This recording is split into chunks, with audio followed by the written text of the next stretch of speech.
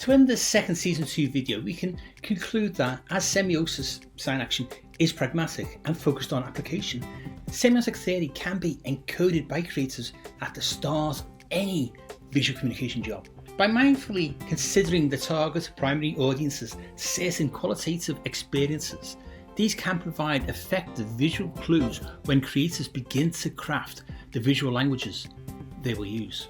Even a tiny bit of audience research will pay dividends at the lowest semiotic level. If applied early, semiosis enhances the chances of the crafted aesthetic semiotically hooking the audience in and suggesting suitable action.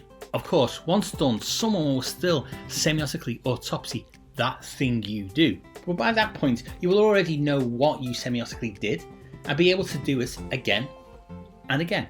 Come back next week for another video.